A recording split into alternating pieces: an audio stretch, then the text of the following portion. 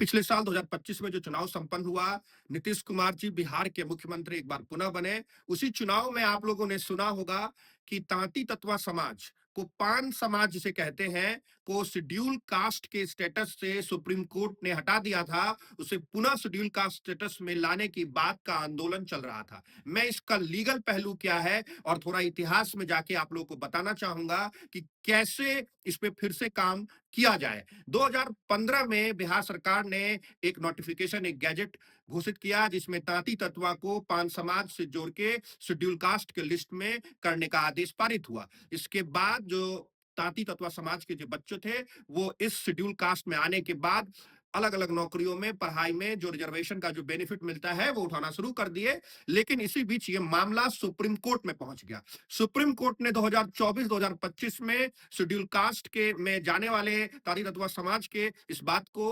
Unconstitutional घोषित कर दिया और बताया कि स्टेट गवर्नमेंट के पास ये पावर नहीं है कि वो किसी भी जाति को आप इसमें जोड़ सके, शेड्यूल कास्ट में जोड़ सके।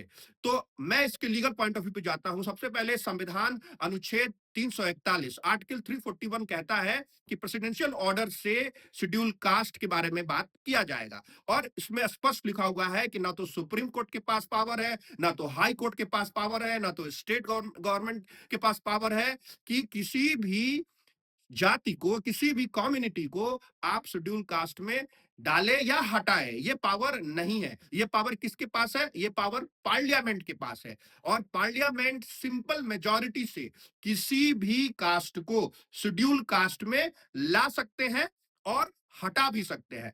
तो ये बहुत ही आसान मामला है क्योंकि सुप्रीम कोर्ट के पास इसमें बहुत लिमिटेड पावर है, या यूं कहें कि सुप्रीम कोर्ट बस ये जांच कर सकती है कि आपका जो शेड्यूल कास्ट है, स्टेटस है, ये सही था या गलत था। लेकिन इसमें किसी को लाना या हटाना सुप्रीम कोर्ट के पावर के विरुद्ध है। तो पार्लियामेंट के पास अगर जब जब पावर है तो पार्लियामेंट इसे सिंपल मेजॉरिटी से भी कर सकता है। तो आज जब सेंटर में मोदी जी की सरकार है और बिहार में नीतीश कुमार की सरकार है और बिहार की जो ये सरकार है और बिहार के जो जितने सांसद है, ये सांसद आज पूरे भारत में, आप समझिए कि ये जो बिहार सरकार और भारत सरकार की बात है उसमें एक इंपॉर्टेंट स्थान रखते हैं क्योंकि गणना के दृष्टिकोण से जो जेडीयू का जो नंबर है वो नंबर बहुत इंपॉर्टेंट नंबर है भारत सरकार को चलने के लिए।